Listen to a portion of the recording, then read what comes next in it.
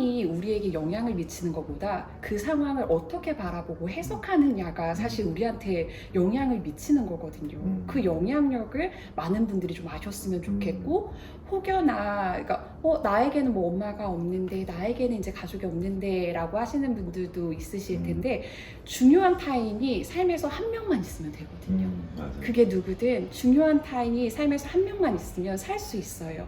그래서 그 중요한 타인이 되어주시는 분들이 이런 눈과 그리고 이런 긍정적인 그런 프레임을 이렇게 갖게 도와주신다면 어느 누구든 제2의 삶, 제3의 삶을 살 수 있다고 생각을 합니다. 맞아요. 저희 어머니도 항상 그랬어요. 저희 집이 되게 가난했는데 저희 엄마는 항상 저에게 가난한 삶에 대해서 별로 이야기하지 않으셨어요. 그래서 제가 전에 했던 이야기인데 세상에 가난한 삶이라는 건 없어요. 삶에 대한 해석이 가난할 뿐이에요. 그 삶을 어떻게 바라보는지에 따라서 나의 삶이 가난으로 펼쳐질 수가 있고 되게 풍요로 펼쳐질 수가 있거든요. 그게 세상을 인식하는 방식의 차이 때문에 그렇고, 네. 아까 말씀하신 단 한 명의 소중한 사람이 저에게는 어머니였어요. 네. 그래서 그 어머니의 역할이 굉장히 중요한 것 같아요. 맞아요. 그래서 세상을 인식하고 세상을 바라보고 세상을 판단하고 해석하는 방식, 네. 그 방식을 자식한테 잘 물려주는 게 제일 중요한 어떤 유산인 것 네. 같아요. 요즘 이제 결혼을 하고 아이를 낳게 되면은 많은 분들이 걱정하는 게 이제 산후 우울증이나 이제 이런 무기력이 좀 쉽게 온다라는 걸 사람들이 많이 걱정을 하는 것 같거든요. 이런 것에 대해서 좀 어떤 것이 좀 필요하다고 생각을 하시는지 궁금합니다. 네, 일단 이 우울이라는 감정이 올라왔을 때 이를 좀 알아차리는 게 도움이 될 수 있을 것 같아요. 그래서 이 우울이라는 감정이 이제 올라오게 되면 이제 심리학에서는 인지삼재라고 하거든요. 그러니까 나와 세상과 미래에 대해서 굉장히 좀 극단적이고 부정적인 생각이 덧입혀지기가 쉽습니다. 그래서 이런 인식들을 조금 알아차리고 이거를 조금씩 이렇게 변화시켜 나가는 게 도움이 될 수 있는데, 또 추가되면 좋은 게 몸을 움직이시는 거예요. 네, 이거를 우리가 행동 활성화 치료라고 하는데요.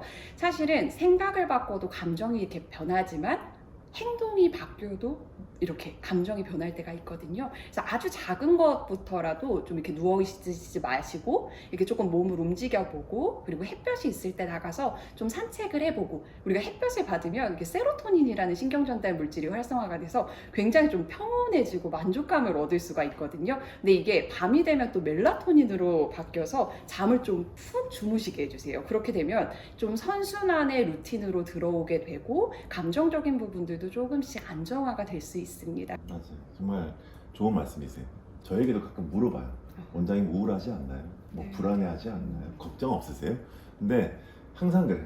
인간이 가진 감정의 근본은 두려움이기 때문에 그 두려움이 파생이 돼가지고 후회를 하기도 하고 걱정을 하기도 하고 불안해하기도 한다. 그래서 어떻게 보면 불안이라는 것은 미래에 대한 막연한 두려움을 불안이라 하잖아요. 근데 그 불안이 생겼을 때는 그 불안과 하나가 되지 말고 아까 말씀하신 대로 불안이 나타났다라는 것을 알아차리는 게 제일 중요해요. 맞아요. 그래서 불안을 딱 거리를 두고 그 거리에서 불안을 바라봄으로써 네. 내가 불안과 하나가 된 상태에서 벗어나게 되면 네. 그래도 그 불안이라는 어떤 늪에서 빠질 수 있는 힘이 생기잖아요. 맞아요. 그래서 그 불안이 나타났음을 알아보는 그 힘을 가지려면 그것을 바라볼 수 있어야 되고, 네. 그걸 바라볼 수 있으려면 또 다른 시선을 가지고 있어야 돼요. 네. 우리는 눈으로 세상을 바라보지만은 불안과 하나가 된 나를 알아보기 위해서는 네. 나를 바라보는 또 다른 시선이 있어야 되잖아요. 네. 그 시선을 통해서 알아차림이 생기는 거고, 그 시선을 만드는 게 바로 우리의 운동이라는 거예요. 활동을 하면 할수록 우리의 알아차림, 특히 우리 여기 전전두 피질, PFC가 활성화되기 네. 때문에 우리의 시선이 쫙 높아지는 거예요. 네. 높아진 상태에서 나를 바라보니까 하영이가 불안해하고 있네 라고 알아차릴 수 있는 거예요. 네. 네. 그래서 제가 항상 삶의 기본기라 말하는 네. 독서, 운동, 이 명상, 이 세 가지가 우리의 시선을 굉장히 높여주는 역할을 하거든요. 맞습니다. 운동도 그렇지만 독서도 우리의 시선을 높여주고, 특히 명상 같은 경우에도 네. 우리의 시선을 높여서 내가 이러한 감정과 하나가 되어 있구나, 내가 이러한 생각을 하구나, 내가 이러한 느낌을 느끼고 있구나라고 알아차릴 수 있는 힘이 생기잖아요. 맞아요. 그래서 맞아요. 가장 쉽게 할 수 있는 게 운동이기 때문에 저도 가끔 어떤 어떤 불안이라든지 걱정이라든지 마음에 불편함이 있으면 바로 스쿼트 한 50개 아니면 동네 한 바퀴 조깅하고 나면 마음의 어떤 불편감이 싹 사라지는 거 정말 네. 많이 경험해요. 작가님도 맞습니다. 그러시잖아요. 네, 네. 저도 운동화 끈에 좀 꽉 매고 한 바퀴 일단 달리거든요. 왜냐면 자극과 반응 사이에 공간이 있다는 말이 있거든요. 그래서 이 자극과 반응 사이에 공간을 넓혀주는 가장 좋은 활동이 이제 원장님 말씀하신 이런 명상으로 인한 알아차림 그리고 독서와 운동이 정말 이 공간을 굉장히 넓혀주거든요. 그래서 이거를 우리가 융합된다고 하거든요. 심리학에서 이 감정과 내가 하나 되는 거를 융합된다고 하는데 그 시각을 탈융합적인 시각을 갖는 게 굉장히 중요해요. 그래서 내가 만약에 나는 불안해 라고 말을 하면 정말 몸이 되게 불안감을 느끼거든요. 그런데 나는 지금 내가 불안하다는 걸 알아차리고 있어 라고 말만 바꿔도 이 불안이 굉장히 그 부분이 되고 알아차릴 수 있는 관찰자적인 이 시각이 생겨요. 그렇게 되면 그 불안이 이렇게 올라오는 강도가 좀 훅 떨어지거든요. 그래서 저도 항상 이제 이야기할 때 I'm anxious랑 I have a feeling of anxiety랑 요거에 우리가 차이점을 한번 느껴보고 요 거리를 두는 연습을 이렇게 지속적으로 하는 게 이 마음의 근육을 굉장히 강하게 만든다는 것. 그래서 너무 동의합니다. 맞아요. 그래서 아까 말씀하신 그 융합이라는 게 되게 어려운 말 같은데 뭐 쉽게 말해서 떡대는 거예요. 그 감정과 떡이 돼가지고 그 감정에 휩싸여 버리는 거예요. 맞아요. 그래서 이게 저도 이제 초창기에는 알아차림으로 많이 극복을 하려고 했는데 그게 이제 처음 이런 거에 접해보는 사람들은 쉽지가 않아요. 네. 그래서 저는 옛날에 스스로가 어떤 주시자의 그런 관점을 유지하려고 노력을 하다가 좀 더 쉬운 방법이 없을까라고 생각을 하다가 내가 주시자의 자리로 가는 것보다 이 하영이라는 자아를 관찰 대상의 자리로 바꿔보자라는 걸 많이 했어요. 그게 뭐냐면 그냥 모든 삶의 주어를 내가 아니라 하영이로 바꿔버리는 거예요. 내가 지금 불안해하구나, 내가 지금 화났구나, I'm angry가 아니라 하영이가 화났구나 이렇게 한 순간 하영이가 관찰자의 대상이 되어버리는 거예요. 네. 그럼 난 뭐가 되지? 나는 관찰의 주체가 되고요. 네. 그렇게 하면 굉장히 쉽게 탈동일시, 아까 말씀하신 네. 융합 상태가 아닌 상태로 돼버리거든요. 그렇게 되면 알아차리는 게 굉장히 쉬워져요. 네. 그래서 저는 사람들에게 항상 그런 말을 많이 해요. 떨어져서 알아차리고 깨어있고 받아들이고 뭐 흘려보내는 이런 과정이 힘들다면 네. 그냥 삶의 주어를 바꿔봐라. 어, 하영이는 아프다. 네. 선엽이는 지금 화가 났다. 네. 선엽이는 지금 불안해하고 있다. 네. 선엽이는 지금 걱정하고 있다. 이렇게 네. 주어를 바꾸는 것만으로도 굉장히 어떤 나와 감정을 떨어뜨릴 수 있는 힘이 생기는 거예요. 네, 맞습니다.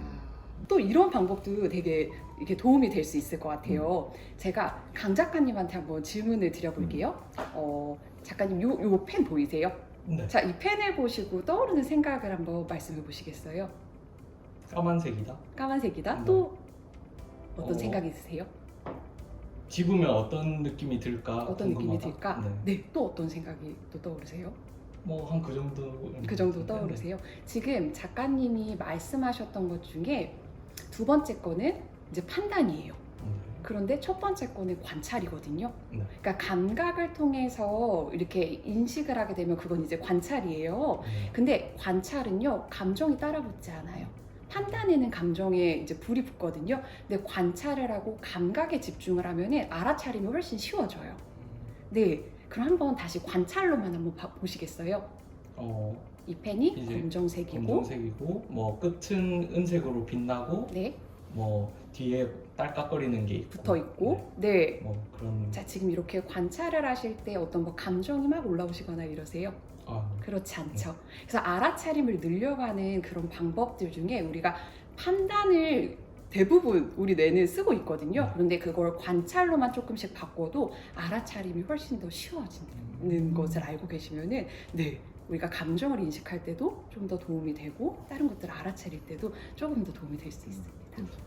좋은 말씀이세요. 그게 세상을 있는 그대로 바라보는 방법이에요. 네. 지관이라 그러는데, 그러니까 우리가 세상을 바라볼 때 바라보지 못하고 늘 판단하고 분별하잖아요. 네, 그게 맞습니다. 생각 때문에.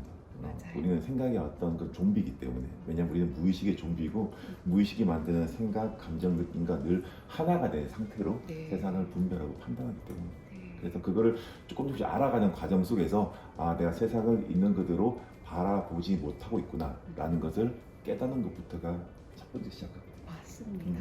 맞아요. 그래서 작가님 말씀하신 그런 것들이 예전에 내가 불교에 공부할 때 모든 생각과 감정과 느낌을 멈춘 상태에서 바라봐라. 스님이 이렇게 하면서 지관하라 그랬는데 그 말이 참 아직도 마음에 와닿는 이유는 세상을 있는 그대로 바라보는 방식을 그때 저는 배웠거든요. 네. 그래서 아마 그런 것들이 심리학하고도 연관이 되어 있을 거라고 생각합니다. 네, 맞습니다. 맞아요. 그게 심리학에서는 그러니까 주의를 기울여서 비판단적으로 알아차리는 그러니까 마음 챙김이거든요. 현재 지금 우리가 여기 앉아 있고 심장이 여기에 뛰고 있지만 이곳에 없는 사람들이 너무 많잖아요. 늘 과거에 가 있고 늘 오지 않는 미래에 가 있고 그러다 보니 늘 과거의 우울에 발목이 잡히고 또 미래 가 계신 분들은 늘 불안해하시고 현재에 계속 머물러야 되는데 그 근육을 이렇게 넓히는 그 방법들이 그러니까 비판단적으로 계속 알아차리는 게 네, 도움이 되는. 맞습니다. 인간이 괴로운 이유는 시간 여행에서 그래요. 맞아요. 늘 여기에 맞아요. 있지 못하고 네. 과거나 미래로 감으로써 맞아요. 나의 생각을 쓰기 때문에 네. 생각은 우리 마음에 만드는데 네. 대부분 사람들의 마음이 부정적으로 채색되어 있고 네. 두려움을 물들어 있기 때문에 네. 늘 부정적이고 무의미한 생각을 하거든요. 맞아요. 그래서 생각을 하면 할수록 인간은 더 괴로워지는데 네. 그 생각의 과정이 우리 시간 여행이에요. 네. 과거로 가거나 미래로 가거나. 네. 근데 현재에 머문다는 것은 세상을 있는 그대로 바라본다는 말이고 맞습니다. 그거는 우리의 오감을 가지고 우리의 시각, 청각, 고각, 촉각, 미각을 가지고 세상에 주는 여러 가지 선물을 그냥 받아들이고 느끼는 거예요. 맞아요. 세상은 왜 오감의 만찬이에요. 네. 오감이 즐길 수 있는 만찬이 세상에 이렇게 널려 있는데 네. 그걸 느끼지 못하니까 지천에 깔려 있는 행복을 못 느끼는 거예요. 맞아요. 그래서 지금 여기에 머무르는 게 세상을 있는 그대로 바라보는 거. 그게 네. 생각을 멈추고 분별을 멈추고 세상을 관찰하는 아까 선생님이 말씀하시는 볼펜을 펜을 있는 그대로 보는 방식이 있는 네. 거예요. 맞습니다. 맞아요.